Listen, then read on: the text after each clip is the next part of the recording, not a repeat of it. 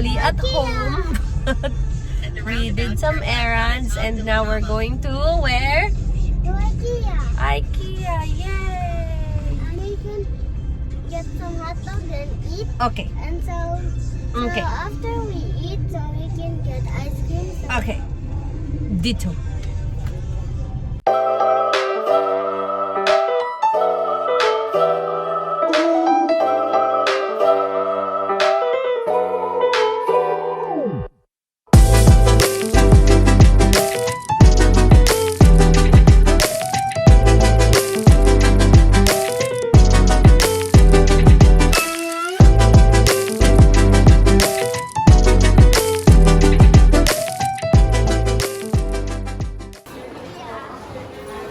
Are you gonna bring it for us?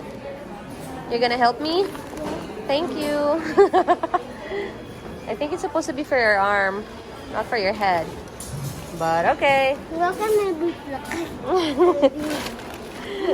the Okay, come here, my little helper. Alright, so we're in Ikea and we're on a mission to buy two things. The really big SAKO bag to put our stuff from Cebu in. Because we left some stuff in our house in Cebu, so we're going to get them. And then put it in a SAKO and then come back to Manila, bring them. And then we are going to buy a full-length mirror and anything else that we will need for the house when we move. So there you go. Options.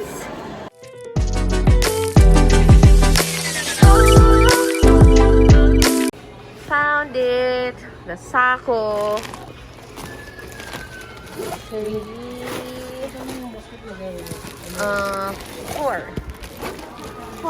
Four.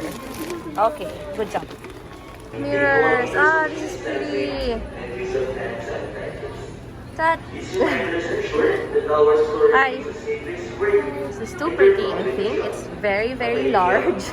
And I don't think this fits the overall aesthetic of a house. So we'll find something else. Maybe something more simple, like this one. Yeah, this one is better. This is masyado ring dramatic. As if hindi ako dramatic.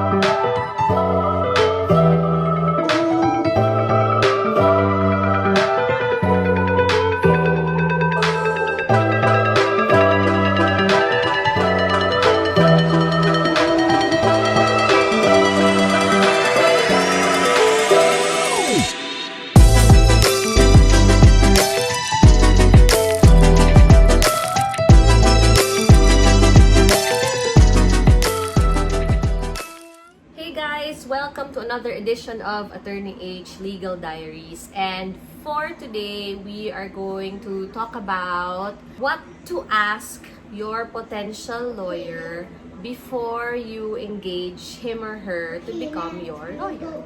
Sa totoo lang guys, mahirap maghanap ng abogado. Actually, maraming abogado, pero mahirap siguro maghanap ng abogado na bagay sa'yo or yung kampante ka na maa-address yung legal situation that you have on hand or yung makaka-address sa legal concern that you may have. So, it's really, really difficult to find a lawyer or to find the right lawyer that would fit your or suit your situation and your personality and your budget. So, I'm here to help you give some tips on how to engage or how to choose the right counsel or the right lawyer for your legal concerns. Okay, so lawyers are really like your everyday professional. Basically, you're out there looking for someone to trust with your concerns and somebody na gusto mong pagkatiwalaan at gusto mong i-hire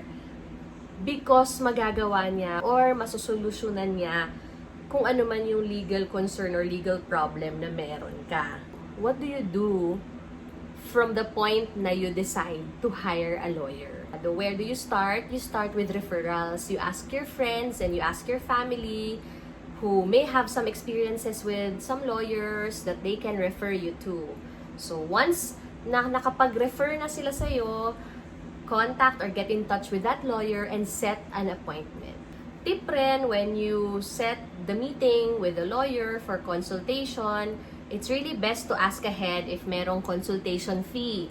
Some would have consultation fees, minimal lang, usually 500 to 1,000 per hour. I'm not really sure, but it depends on which city or which location you are. Para ready ka. It's not mali, don't be scared. Tanungin mo lang kung meron po bang legal consultation so I can bring. And do you prefer to pay it in cash or would you, attorney, like to be paid electronically and so on? So clarify those questions or clarify the modes of payment ahead, if any. So whether you're meeting face-to-face at the lawyer's office or whether you're meeting via Zoom, it would be best that ready ka with the questions that you have. It's totally okay to write everything down. It's even best if, you send or email the questions that you may have ahead or a basic summary of the issues that you want to discuss. Just organize your thoughts. Maging malinaw lang sa'yo kung ano yung purpose ng meeting na yan. When you meet for the very first time, it doesn't mean na abogado mo na siya. So, it's really an initial consultation. So, normally, you wouldn't really jump or hindi naman basta nag-meeting na kayo, magja-jump na kayo ahead into the discussion of your case. So, nag-aalaman, nagpapakiramdaman pa kayo kung okay kayo sa isa't isa. That opportunity or that meeting is really to find out if the other person or the lawyer is appropriate or tama for the case that you have. So when you're in the meeting with the lawyer, you have to be very comfortable asking questions like, attorney, gano'n na po ba kayo katagal nagpa-practice? Where did you finish law? Or when did you take the bar? So these are totally normal and okay questions to ask of your lawyer. Hindi sila mo-offend kapag tinanong nila yan or kapag tinanong ninyo yan. Kung na-offend sila sa ganun lang na line of questioning, maybe the lawyer is not the right person for you kasi usually hindi naman talaga na-offend ang mga abogado sa mga ganyan lang. Dapat. You can also ask the attorney what types of cases or ano-ano po ba yung mga kaso or concerns na hinahawakan nyo po, attorney. Let's say, ang issue mo is labor. Kung gaano po ba kadaming labor cases ang hinahawakan nyo, attorney? Or have you handled similarly labor cases like mine before? It's okay to ask those kinds of questions. It's totally okay. You can also ask, attorney, paano po ba yung payment? Ayan, how will this case be billed? Magkano po ba? Is it a packaged rate? Ibig sabihin ng package, does it include or does this fee include acceptance, appearances, pleadings, meaning yung mga papel na kailangang isubmit sa korte when necessary? Kasali na po ba dito yung transportation? Kasali na po ba dito yung costs of mailing or yung expenses sa pag-photocopy? Kasama po ba dito yung expenses ng pag-file? Etc. etc. Tanungin nyo, okay lang yan. So, it's best to ask beforehand so you can get to decide also kung kaya mong bayaran or kaya mo ba yung payment scheme na pinresent sa'yo. It's also best to ask, how are you going to pay? Is it electronic? Is it via cash or via check?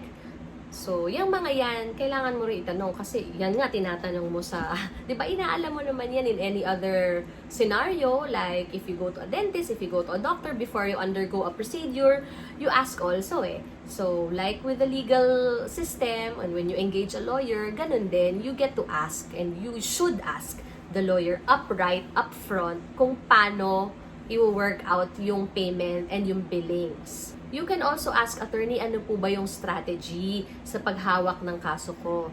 Para matanong mo lang kung paano niya hahawakan. Is the law firm the type of law firm that inclined to settle? Or is it a type of lawyer? Or is it a type of law firm that is inclined to really fight? Kasi depende sa circumstance and depende sa case. Minsan, like, hindi appropriate na may bulldog lawyer ka na go ng go, pero ang kaso mo naman pala is something na kailangan merong, subtlety in settling. For example, your case is you want to seek custody of your child from the child's mother and you're the father. So you wouldn't be getting a lawyer na medyo bullish or bulldogish ang dating na fight kasi hindi appropriate. Hindi mo makukuha yung goal mo with the type of personality this lawyer has or this law firm has. So you have to appropriate or pakikibagayan mo yung kaso mo dun sa lawyer na kukunin mo. It's also fair to ask, ano po yung mga approaches nyo sa paghawak ng kaso ko? So again, dun mo malalaman if the lawyer is the right fit for you. Depende sa mga isasagot niya sa mga tanong mo. Also, great to ask how you are going to be updated or paano ko po ba malalaman, attorney, kung ano yung mga updates sa kaso ko. So, usually, the law firm or the lawyer would send periodic updates via email or via text or call. It really depends what you prefer and what you agree upon. For me, ang pinaka-importante, I guess, is having trust where you're honest to each other, whether you're the client or you're the lawyer. Mas maganda yung upfront kayo sa isa't isa. Like, if you're the client, you can ask totally, what's the likely outcome? Or, attorney, mananalo po ba tayo sa kasong to? So, if I'm the client, I would rather hear someone who would tell me the truth than just tell me something that would feed my ego. Like, the lawyer that would really say and tell you how it is. Again, hindi porket nag-meet na kayo the first time, ay lawyer mo na siya. If hindi mo naman na-decide na kunin yung abogado for some reason, the lawyer that you just talked to, hindi niya pwedeng i-divulge yung kinonsulta mo sa kanya. Covered pa rin siya ng privileged communication, although hindi mo siya abogado, meron pa rin yung ethical considerations. So, in the event that nakapag-decide ka or once you decided that probably this lawyer would be the best to work with for your situation or for your scenario, then take care of the relationship. It's really great if you have a good relationship, not just a good working relationship, but a good friendship, I guess, with your lawyer. Kasi pang matagalan yan. You're in it for the long run. And it's really good that you have somebody na you can be allies with or you can go to whenever you have legal concerns or legal problems. And once you find the legal counsel that's right for you, ang ending yan usually is a piece of paper called the engagement agreement or an agreement or a contract where you engage or formally hire that particular lawyer or law firm to be your counsel. You are now covered by a lawyer-client relationship that is quite special and is covered by a totally different set of ethical consideration and rules than a normal contract. And there you have it. I hope you learned a thing or two with me, Attorney H. Stay safe and thank you for watching. Bye-bye!